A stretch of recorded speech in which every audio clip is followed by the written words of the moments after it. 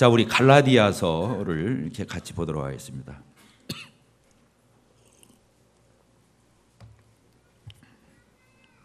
예, 갈라디아서가 벌써 2년이 되어갑니다. 한 달에 2번 정도 이렇게 규제를 했는데 벌써 2년째가 이렇게 되어갑니다. 어쨌든 올해 안에 이 갈라디아서를 마치고자 합니다. 6장 11절부터 이렇게 보도록 하겠습니다. 6장 11절부터 제가 읽겠습니다. 내 손으로 너희에게 이렇게 큰 글자로 쓴 것을 보라. 무릇 육체의 모양을 내려 하는 자들이 억지로 너희에게 할례를 받게 하면 그들이 그리스도의 십자가로 말미암아 박해를 면하려 함뿐이라. 할례를 받은 그들이라도 스스로 율법은 지키지 아니하고 너희에게 할례를 받게 하려 하는 것은 그들이 너희의 육체로 자랑하려 함이라.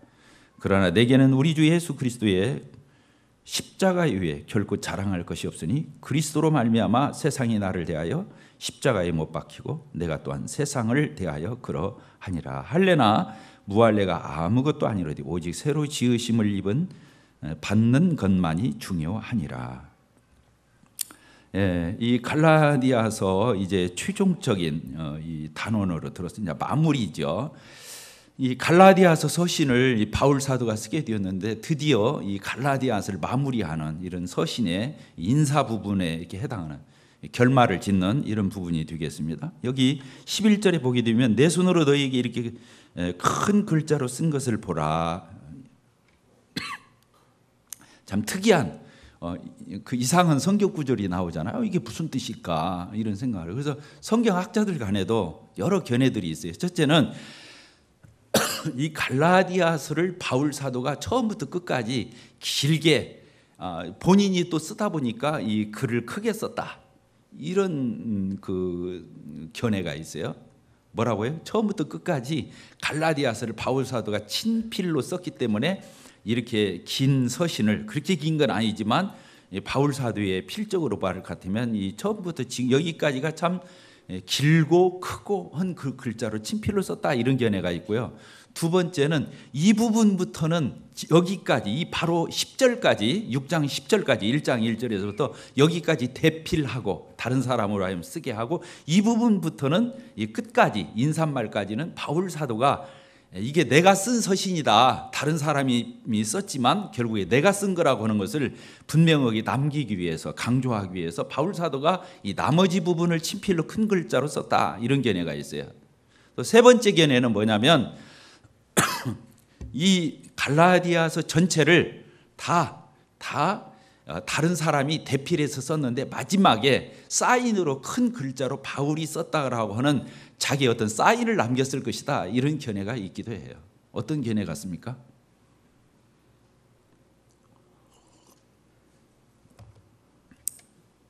뭐 셋 중에 하나 뭐 정답이 있는 건 아니니까 여러분들 마음에 이렇게 드는 대로 보시되, 그러나 이제 로마서도 이렇게 보게 되면 그렇고요, 데살로니가 전후서도 그렇고 다른 서신들 보게 되면 바울 사도는 눈이 어두웠어요. 눈이 어두워 안질이 있었기 때문에 눈이요. 그래서 갈라디아서에서도 그런 말이 나오죠. 내가 어려울 때 너희들 눈이라도 빼어서 나를 주려고 했지 않느냐. 나중에 뭐 사도가 아니니 뭐 이 거짓 교사들에 의해서 미혹돼 가지고 바울 사도를 오해하고 그렇게 했을 때가 있었지만, 그러나 너희들이 처음에 내가 너희들에게 복음 전하고 예수님을 소개했을 적에 나를 너희들이 얼마나 천사처럼 나를 대하고 또 너희들 눈이라도 빼서 나를 주려고 했었지 않느냐 이런 말을 한 거 보면 바울 사도는 안질이, 이 눈병이 계속 달고 다녔다는 것을 우리가 이해할 수 있습니다. 여기 큰 글자는 바울 사도가 시력이 약하고 여러 가지로 안질이 있었기 때문에 글자를 크게 썼던, 나중에 사인으로 자기 표식이라는 말로 크게 썼던 간에 어쨌든 이렇게 큰 글자로 썼을 거라고 하는 이런 의미로 여기 큰 글자, 또 특히 이 부분부터는 더 강조해서 말하고자 하는 이 서신이 이제 받아보는 갈라디아 교회 성도들이 이 편지를 쭉 읽다가 이 부분부터는 큰 글자로 썼으니까 더 강조해서 중요성을 인식하고 귀 기울여서 들어야 되는, 그래서 어떤 사람이 대독한다면 이 부분부터는 언성을 높여서 낭독해야 되지 않느냐라고 하는 이런 견해도 있는 것을 우리가 보게 됩니다. 그래서 어쨌든 이 갈라디아서는 하나님의 말씀이고 바울 사도를 통해서 성령의 감동을 받아 이 편지를 썼다고 하는 이런 부분에 대해서 우리가 유념하는 것이 좋습니다. 12절 이렇게 보게 되면요, 이제 마지막에 이 갈라디아서 서신을 1장에서 여기까지 이르도록 한 내용을 요약하는 이런 결론을 짓는 이 문장이라고 이렇게 보게 됩니다. 12절, 무릇 육체의 모양을 내려 하는 자들이, 이게 거짓 교사들이지, 거짓 교사들, 갈라디아에 들어와 있는 거짓 형제들, 거짓 교사들, 거짓 사도들, 이런 사람들이 어떤 사람들이라고요? 육체의 모양을 내려 하는 사람이다, 이렇게 되어 있어요. 그래서 너희들로 하여금 예수 믿고 돌아온 갈라디아 교회의 이방인 그리스도인들에게 대해서 억지로 할례를 받도록 그렇게 강요했다, 이게 써 있습니다. 그러면서 그들이 왜 이렇게 했느냐, 왜 이렇게 육체의 모양을 내고 또 할례를 억지로 강요하고 그렇게 했느냐, 두 가지가 있었다는 거예요. 첫째는 십자가로 말미암은 핍박을 면하기 위해서 그랬다, 그 말씀이 써 있죠. 바로 뒤에 이어서 억지로 너희에게 할례를 받게 하면 그 이유는 그들이 그리스도의 십자가로 말미암아 박해를 면하려고 그런 것이다. 십자가를 전하면 박해를 받을 건데, 곤란함에 처할 건데, 또 십자가를 이게 말하게 되었을 적에는 난처한 그러한 입장에 처할 건데, 십자가를 빼먹고 할례를 받고 할례로 말미암아서 어떤 종교적 의의를 갖게 하는 이러한 모든 시도는 십자가를 말하게 됐을 적에 받게 되는 박해를 현실적으로 면하려고 그랬던 것이다. 13절에 보게 되면 두 번째 어떤 이유가 있느냐, 할례를 받는 그들이라도 스스로 율법은 지키지 아니하고, 그러니까 사실은 이 사람들이 진지하게 율법을 지켰던 사람들도 아니라는 거예요. 모양만 떨었다는 거예요. 할례 받아야 한다, 그 구약의 어떤 율법의 형식을 얘기한다, 음식 가림해야 한다, 날짜 지켜야 한다, 이런 겉모양을 그들이 주장하고 그런 부분에 있어서 그들이 여러 가지로 자기들을 과장했지만 알고 보면 하나님의 율법도 진지하게 지키는 사람들은 아니었다. 그러면서 너희에게 할례를 받게 하려 하는 것은, 여기 두 번째 이유가 나옵니다. 그들이, 그 거짓 교사들이 갈라디아 교회의 그 어린 성도들로 하여금 육체로 자랑하게 하려고 그랬다.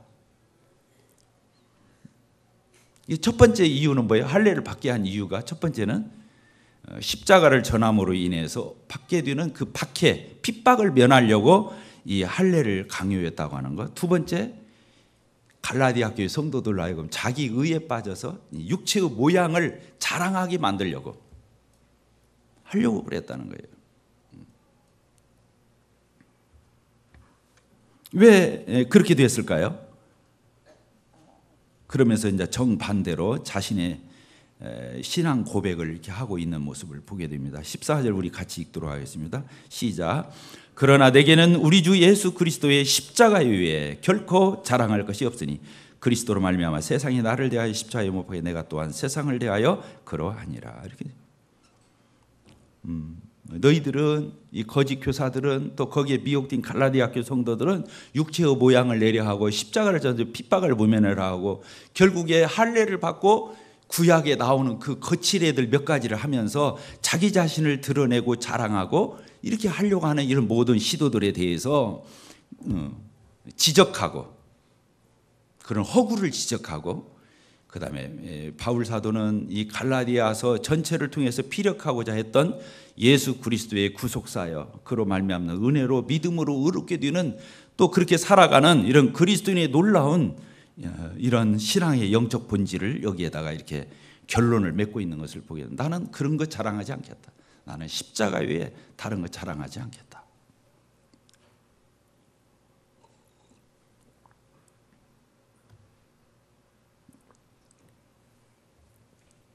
우리는 이제 고린도전서 1장을 이렇게 떠올리지 않을 수 없습니다. 이 부분을 이렇게 생각할 때 어떤 내용이냐면, 십자가의 도가 멸망하는 자들에게는 미련한 것이요 구원을 받는 우리에게는 하나님의 능력이라, 이런 말씀이 있습니다.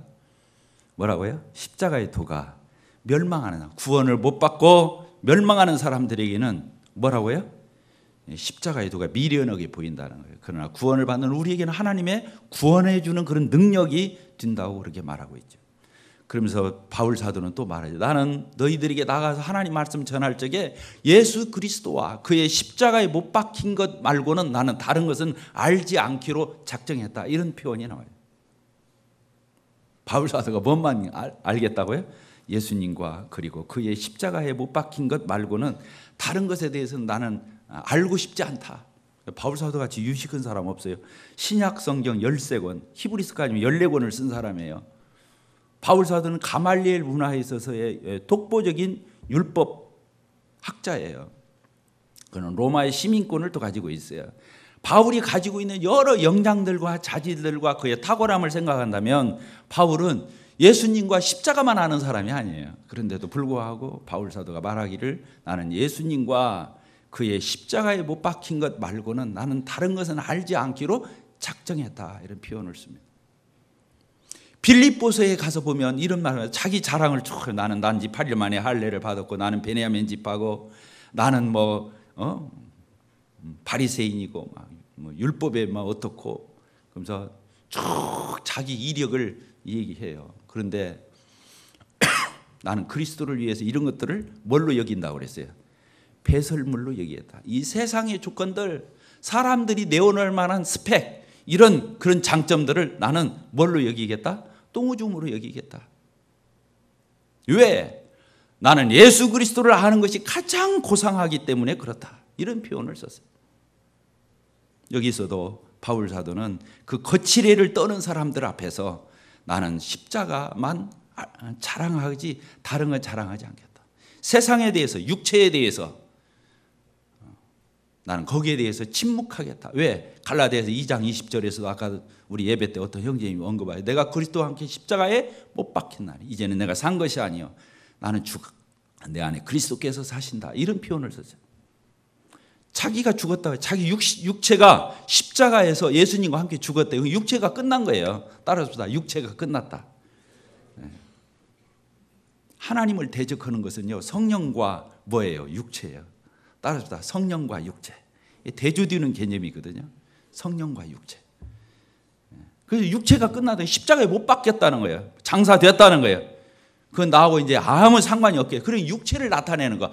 할례를 어디다 받아요? 할례를 남자의 생식기 끝에 그 육체 그 끝에다가 포경수술 하는 거잖아요.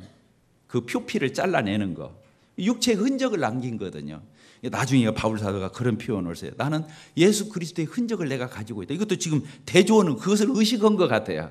할례 받은 사람이 남자들 할례 받았다고 생식기 끝에 포경수술 받은 거 그 자랑스럽게 생각하고 그거 내세우고 그러니까 나는 그런 흔적 필요 없다. 나는 예수님으로 말미암은 흔적을 내가 내 몸에 지니고 있다. 이런 표현을 쓴 거나 여기서 참 육체의 모양을 내려 한다. 이거 할례 받는 사람을 직시한 거죠. 근데 자기가 포경수술 받은 거 율법에 의해서 유대교에 의해서 할례를 받은 것만 이 사람들이 드러낸 게 아니라 육체적으로 내세울 만한 그런 모든 것들을 다 내세웠다는 걸 알 수 있어요. 나는 뭐 안식일 지켜, 나는 뭐 오순절 지켜, 뭐 그렇게 하면서 막 초막절 지키고 막 하면서 나는 날짜와 절기와 달과 뭐 이런 거 나는 지키는 사람이다. 음식도 나는 이건 먹고 안 먹고 그러면서 자기가 막 믿음이 좋으냐 이런 것들을 어필하고 예수님만 믿으면 구원받는다고 하는 이런 놀라운 진리에 대해서는 뭐 표가 나는 거였어요. 그냥 예수님 믿었다는데 그리고 믿음으로 의롭다함을 얻었다는 겉으로 나타난 것이 아무것도 없어요. 내놓을 게 없어요. 표시나는 게 없어요. 그러니까 자기들은 이런 걸 가지고 거칠애를 떠는 거죠.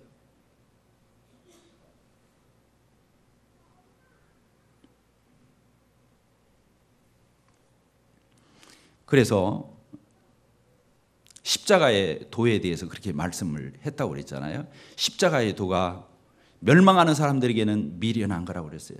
구원 얻는 우리에게는 하나님의 능력이라고 했어요. 그리고 십자가의 도가 뭐라고 그랬어요? 유대인에게는 거리끼는 거라고 그랬어요. 따라서 다 거리끼는 것이다. 헬라인에게는 어떤 거라고 그랬어요? 미련하게 보이는 거라고 그랬어요. 어리석게 보이는 거라고 그랬어요. 그렇죠. 예수님의 십자가를 유대인의 안목에서 보게 되면 자기들이 먼저 죽였으니까 십자가가 거치겠죠. 예수를 십자가에 못 박힌 장본인들이 자기들이잖아요. 그러니까 십자가 얘기만 나오면 가슴이 찔리는 거예요. 싫은 거죠.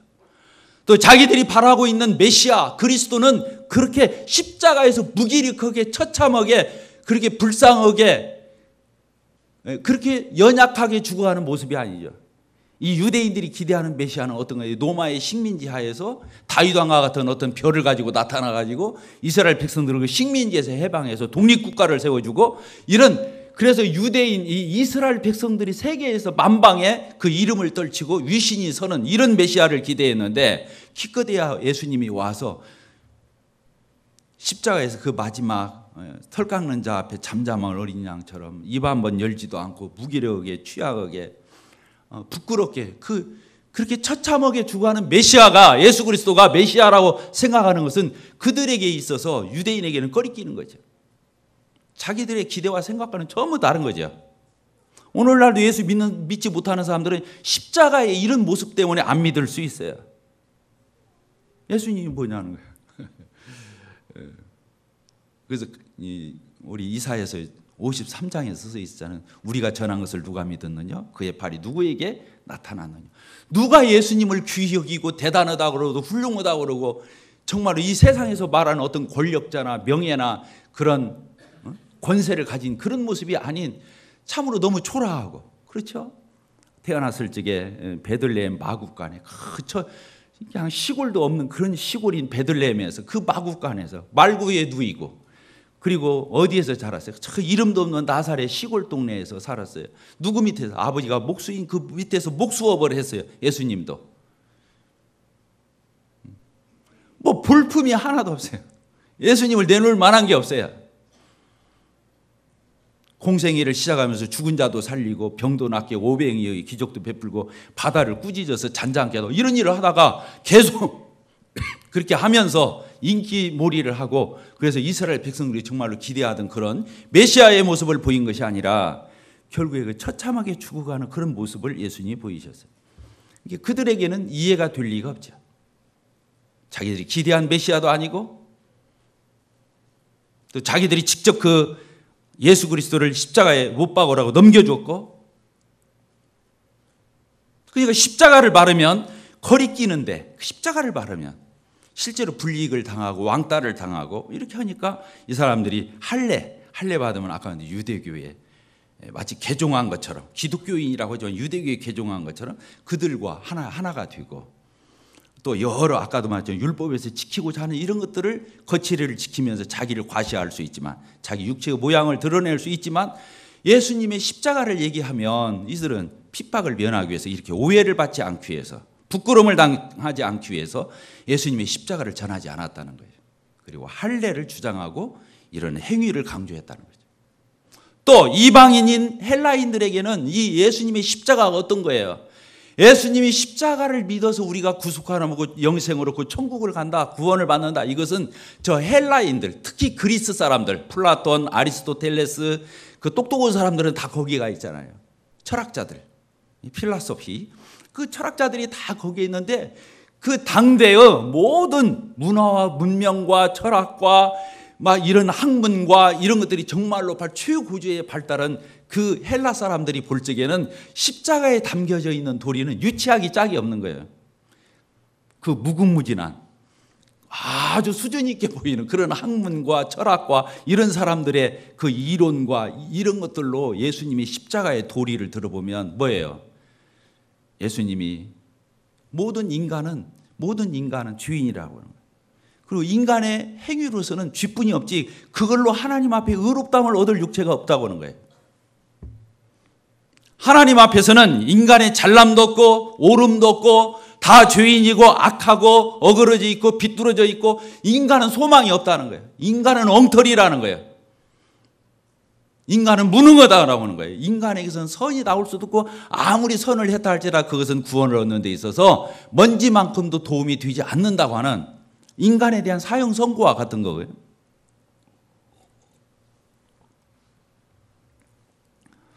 그래서 십자가를 전하면 기분이 나쁜 거죠. 인간 죄인이라고 그러잖아요. 무능하다고, 선도 할 수 없다고 그러잖아요. 악하기만 하다고 하잖아요. 죽고 난 뒤에 심판대 앞에 서야 한다고 하죠. 저주와 심판을 받고 영원히 지옥 가야 한다고 말하잖아요. 인간에게는 하나님이 보실 적에 받으실 만한 그 싹수 있는 거, 어떤 그런 것이 아무것도 없다는 거예요. 전무하다고 하는 거예요. 기독교는 그렇게 말하는 거예요. 사람들이 기분 좋을 리가 없죠. 거리끼죠. 미련한 거죠. 그런데 하나님이 이러한 인간들을 불쌍히 여겨서 하나님의 독생하신 아들 예수 그리스도를 인간의 몸으로 이렇게 보내셔가지고 그 예수님의 생애를 통해서 두 가지를 이루셨죠. 첫째는 사람들이 하나님의 율법을 다 지켰어야 되잖아요. 근데 예수님이 대신 다 지켜주셨어요. 따라서 예수님이 내 대신 율법을 지켜주셨다. 예수님 율법을 거스린 적이 없어요. 율법에 다 순종하셔서 수종자가 되셨어요. 모든 인간들이 하나님의 율법과 십계명을 어기는 그 순종해야 할 것을 예수님이 대신 순종해 주셨어요. 그리고 인간들이 도리어 율법과 십계명을 어긴 그 저주와 심판을 예수님이 세상 죄를 지고 가는 하나님의 어린 양으로 오셔서 그 율법과 계명을 어긴 그 반칙한 것들을 예수님이 다 자기 한 몸에 지고 어떻게 하셨어요? 그 형벌과 저주와 심판을 예수님이 당하셨어요. 예수님의 생애는 두 가지로 볼 수 있어요. 내가 하나님 앞에 온전히 지키고 순종해야 할 것을 예수님이 대신 순종해 주셨고, 내가 어기고 반칙하고 잘못한 그 벌칙에 대해서는 예수님이 그 형벌을 대신 받으셨다고 하는 거예요. 두 가지. 그래서 의롭다함을 이루신 거예요. 우리가 해야 할 일은 예수님이 대신 성취해 주시고, 우리가 어긴 그 잘못들에 대해서는 그 책임을 다 맡으셔서 예수님이 죄에 대한 책임을 다 담당해 주셨다고 하는 거예요. 이게 성경이잖아요. 그리고 예수님이 마지막에 어떻게 하셨어요? 그 고난의 길을 가셨잖아요. 이제 오신 목적대로 그분이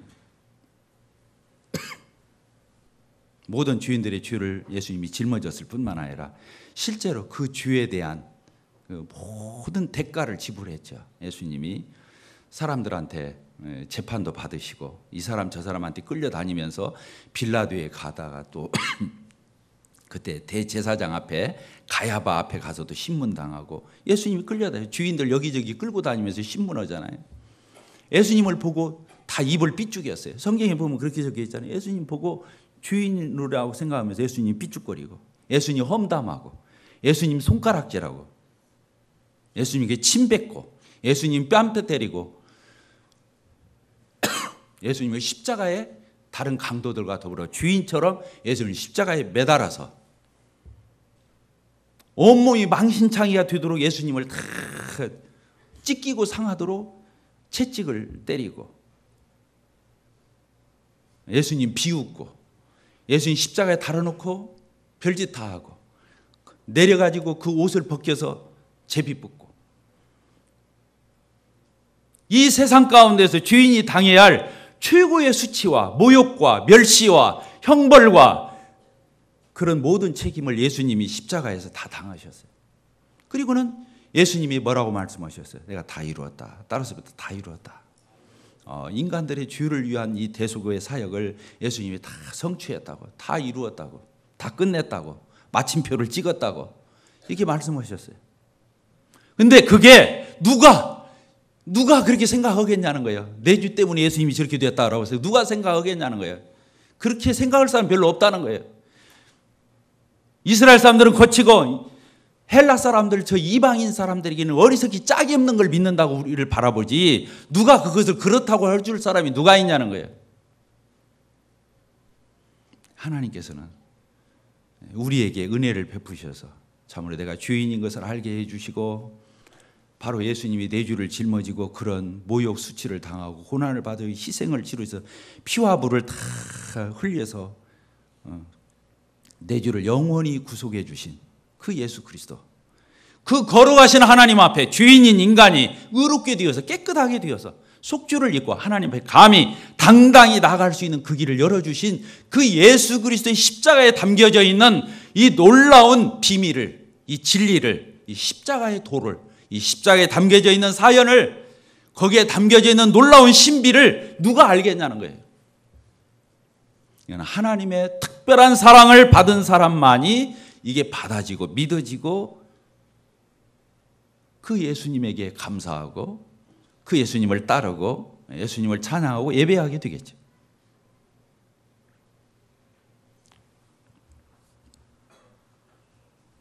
그래서 이 바울 사도가 십자가만 자랑하겠다, 이런 의미는 바로 그런 거죠. 십자가에서 예수님이 다 이뤘기 때문에 뭐 십자가 자랑한다 생각해 봤어요. 예수님이 바울 사도가 십자가만 자랑했겠는가? 예수님 자랑했다는 말이죠. 예수님을 떠올리면 가장 인상 깊게 남는 게 뭐겠어요? 예수님의 생애 가운데 여러 가지가 있잖아요.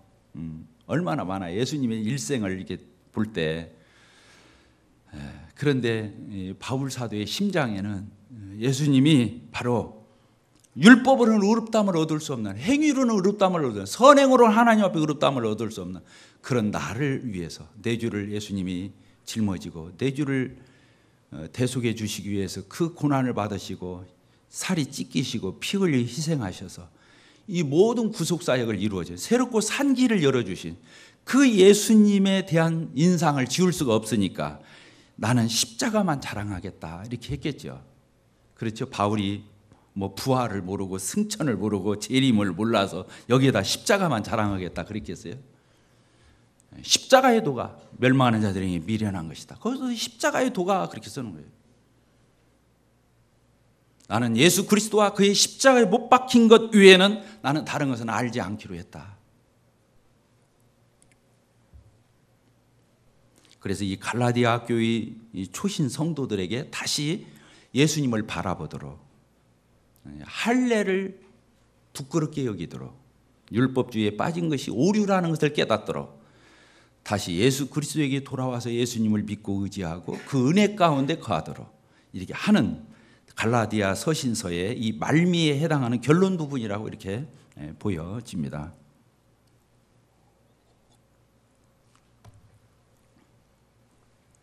그래서요, 교회 안에서는 이 갈라디아 교회를 보더라도 교회 안에서는 그래서 세상에 있는 것들, 육신적인 것들 이런 것들을 내어놓고 자랑해서는 안 된다는 거죠. 자, 우리 고린도전서 1장을 보고 마치도록 하겠습니다. 고린도전서 1장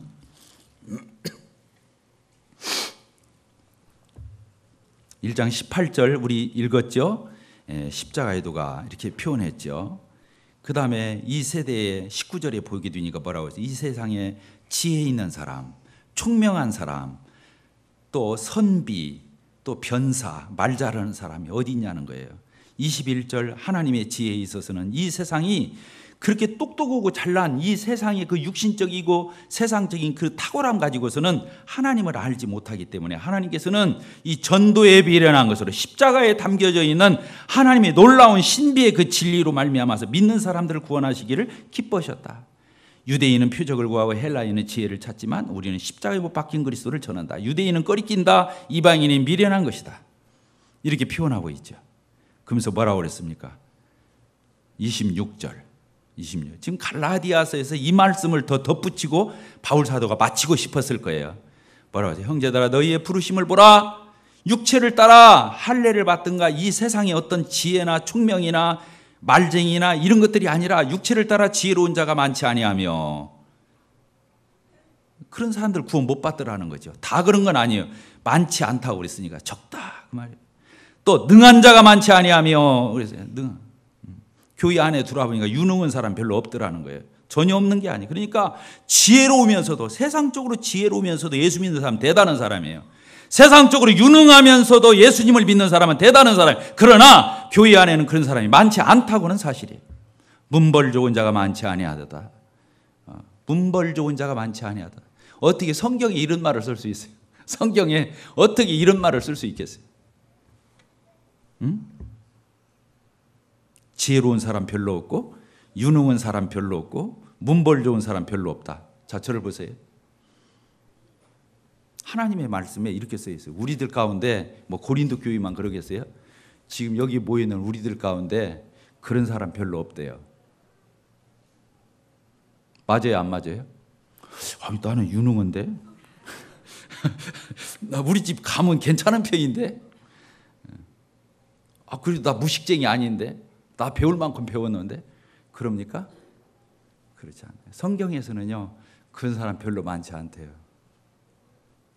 근데 그런 교회 안에서 그런 걸 내세운다면, 그런 걸 메리트라고 생각한다면, 교회에 이런 사람이 많다면 그 교회가 더 유능한 교회가 될 거라고 말하는 사람이 있다고 한다면, 그건 자기가 얼마나 수치스러운지도 모르고 수치의 말을 품어내는, 마치 물에서 부딪히면 물거품이 나는 것처럼 그런 거품과 같은 말에 불과한 거예요.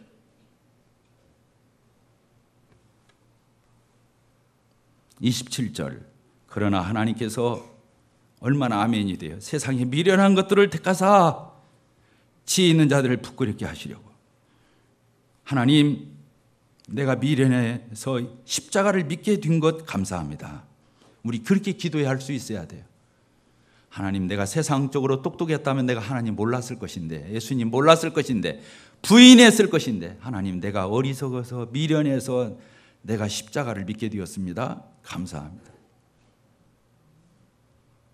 세상에 약한 것들을 택하사 강한 것들을 부끄럽게 하시며, 하나님, 제가 강하지 않고 약한 것에 대해서 감사합니다. 그래서 제가 십자가를 믿게 되었죠. 예수님 알게 되었어요. 믿게 되었습니다. 감사합니다. 우리 그렇게 기도할 수 있어야 됩니다.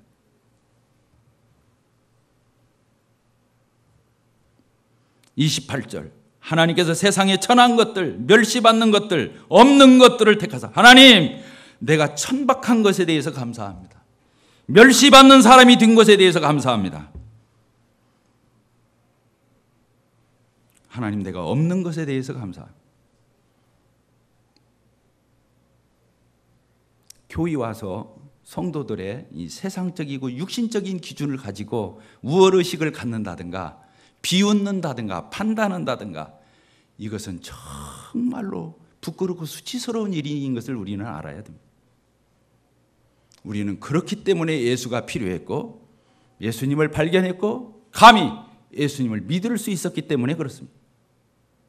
나는 우리 교회에 무식쟁이만 있어야 되고, 대학도 나오지 말아야 되고, 좋은 직장에 가지 말아야 되고, 세상에서 괜찮은 사람 되지 말아야 한다고 하는 것을 여러분들에게 설교하고자 하는 것이 아닌 것입니다.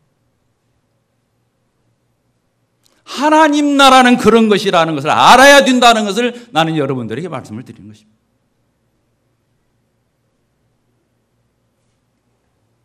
하나님은 교만한 자를 대적하시고 겸손한 자에게 은혜를 베푸십니다. 저희들이 예수님의 십자가가 구원받을 때만 필요한 것이 아니고 매일 매시마다 내 자신을 보면서 다시 십자가를 바라보고 예수님을 바라보고 주목하고, 내가 있다고 생각하면, 내가 지금도 강하다고 생각하면, 내가 뭐라도 된다고 생각하면 예수님을 바라보지 않게 되는 결과를 가져오게 될 것입니다. 우리가 좀 부족하고 연약하고 또 겸손해서 계속 예수님 주목할 수 있는 우리가 될 수 있게 되기를 바랍니다. 기도하고 마치겠습니다. 아버지 하나님,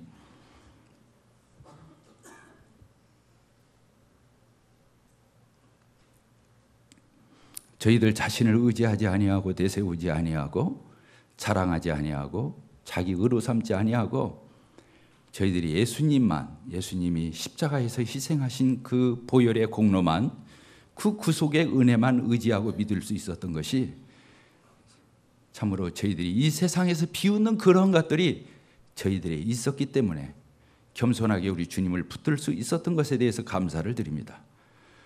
아버지 하나님, 이제 하나님의 자녀가 되어서 세상을 저희들이 판단하고 비웃고 세상을 정죄하고 살지만, 이제 저희들이 가장 하나님의 사랑을 입고 하나님이 가장 평가하는 자녀가 되어서 그런 놀라운 생애를 살아갈 수 있다고 하는 것에 대해서 매일매일 매시매시 주님의 십자가 앞에 나가서 그 보혈의 공로를 힘입는, 또 이 세상을 부러워하지 않는, 이 세상을 이기는, 또 저희들의 육신의 그 어떠한 것들을 다시 십자가에 못 박았던 현장에 가서 다시 확인하는 그러한 저희들의 생애가 되게 되기를 소원합니다. 오쪼록 주님의 몸된 교회 안에서 사람이, 세상이, 육신이 드러나지 아니하고 우리 주 예수 그리스도만이 우뚝 드러나시고 중심이 되시고 존귀 여김을 받으시기를 원합니다. 예수 그리스도의 이름으로 감사하며 기도하옵나이다. 아멘.